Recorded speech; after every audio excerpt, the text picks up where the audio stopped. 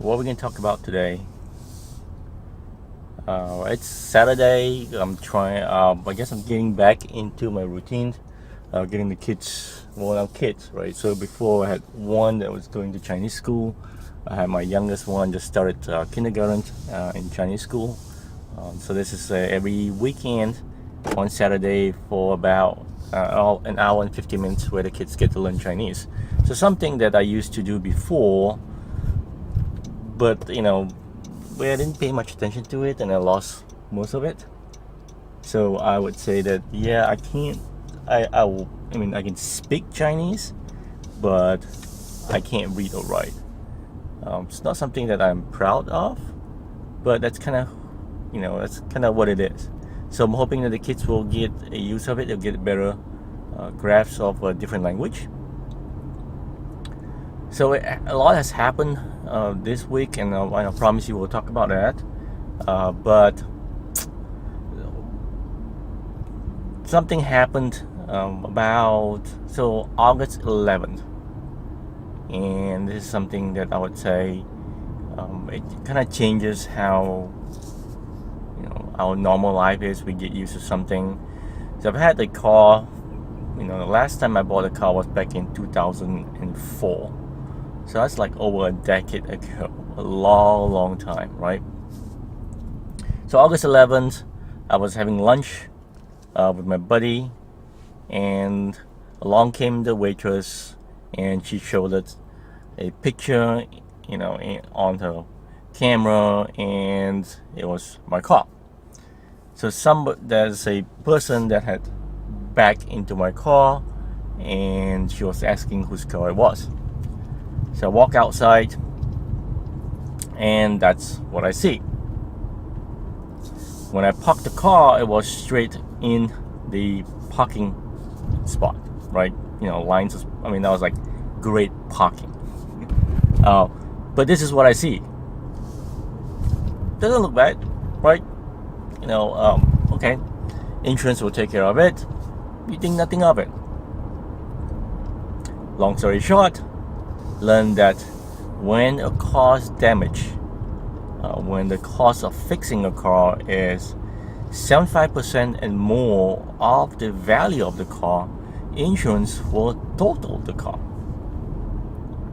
So that's my experience. Insurance ended up totaling the car. I had the options of either buying it up and then fixing it myself, or just having insurance company take it and they pay me X amount. Wasn't a lot. 2004 car. It's a BMW. One's my favorite car, my dream car to have. There goes the car. So we end up having to buy another car because my old car, which is a 94 Honda Accord. Yes, it's a 94 Honda Accord, and it is still running. Because I didn't have cars, I was driving this old car more daily. And with me driving it daily, starting to see some issues crop up. And I think they were small issues. With me driving in a car, I think that's fine. But with 4 people in a car, definitely needed some new shocks. So I had to do that. At one time the car died. Found out that one of the fans in the car wasn't working. So just small things that needed to be fixed. So definitely needed a car. So what we ended up doing was researching, looking for a new car. So we've tested a lot of cars in the time since then. And obviously I'm driving today, so I'm driving a new car. It took us about a month. So I bought this car September 22nd is when I bought this car. So it was a long time before we actually ended up buying the car. So we kind of, what car did we buy? We settled on, again, a car that is trusted. I've had it for so long, so why not? Let's redo it. So I bought a 2017 Honda Accord. Looks great. Love the design. The only thing I did not like about it is the touchscreen, the entertainment systems That one's, I would say, not up to par. It has new tech, all new technologies. Transmission is now different. Driving is so different. It has a CVT, continuous variable transmission, I believe. So there is no shifting in the gear. So even though if it's automatic, before your car will kind of go through this, kind of like shift when it changes gears. In this one, it's not. It's like a go-kart. You step on the gas and it's going until you let go of the gas. Very different drive. Had to get used to it. Love the car. Don't get me wrong, I love the car. So I ended up buying a Honda Accord 2017 EXL with Honda Sensing. One of the things that I really wanted was ensuring that there are these brand new safety features that's available today to prevent collisions, to help reduce the possibility of having an issue with minor accidents and things like that. So I ended up buying the car. What I learned through the process is that over the past decade, the car buying process is so much different. I went online, went to TrueCar.com, Edmunds.com, researched the car. I mean, I had researched like over 10 12 cars, test drove 10, 12 cars, just to get a feel of them, what I like, what I don't like. Talking about Acuras, we did BMWs, we did Mercedes, we did Nissan. So a bunch of those cars test drove. Like Honda itself, I test drove the Civic, the CR-V, the Accord, the hybrid Accord. Test drove all of the cars, and finally we settled on the Honda Accord. A decade ago, all this information is not available online. So you walk in, and people will say, hey, here's a price, and you try to negotiate. So depending on how good you are, which I kind of suck at negotiation, so you end up not getting a good price in my mind for the car. You walk away feeling like, somebody just pull something on you. With this one, we walk in, I knew the price. It was what we consider an internet purchase because I contacted I went through two cars, which contact all the dealerships. Then they give me the contacts. I went in based on the appointment and test drove the cars, which is all a great experience, right? There are still salesperson that we've met that are still very old school, which I don't like. Pretty much they try to sell you, try to sell your heart, make sure you get the car right there and then. What I do find out is that true car values isn't that accurate because it's actually, according to one salesperson, controlled almost by the dealerships.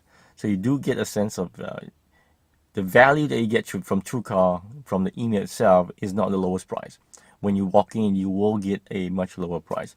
But what it does allow us to do is talk to multiple dealerships, get the right price, get the right car that you want, and do that. So we end up buying the car from Autopark Honda from a guy named Malik Moss. Great salesperson, test drove, was very patient with us. Because we test drove a lot of cars. So he was very good with that. Thank you, Malik.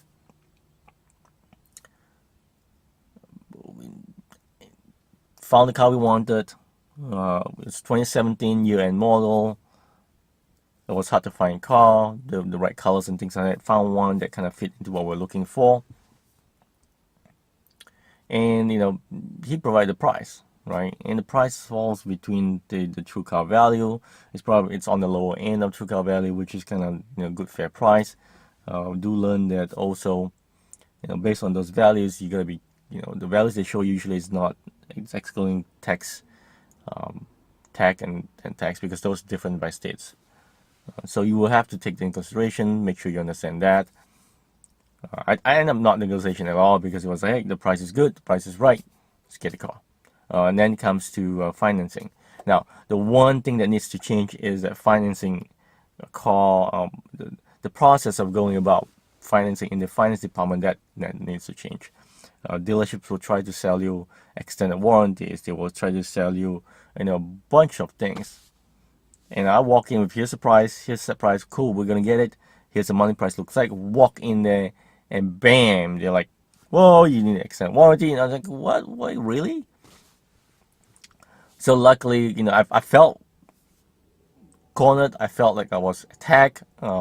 Luckily, I was able to express what I said and not agree to it.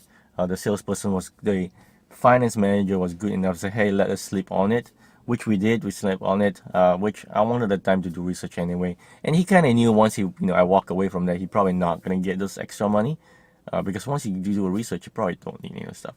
So the things they'll throw at you was, hey, it's a new car, new tech, this tax costs a lot of money and things like that. You don't have to buy extended warranty at the dealership. You can buy them once your car is once the original warranty has near its time, right? Has near its end. So you can get that too. You can get it outside. I've seen much better warranty outside with much better pricing. So one thing that caught me was gap insurance, because we had zero down on the car. Because of that, they tried to put gap insurance for you, ask you to get it, and they're like, no, you are not going to get this gap insurance from anywhere. Nobody in there sold gap insurance for you. You have to get it through a dealership. Now, he's right and he's wrong. There are companies out there that do sell gap insurance, but if you were to finance through the dealership, then the gap insurance is from the dealership, right? So we finance through Honda, so it's Honda's gap insurance.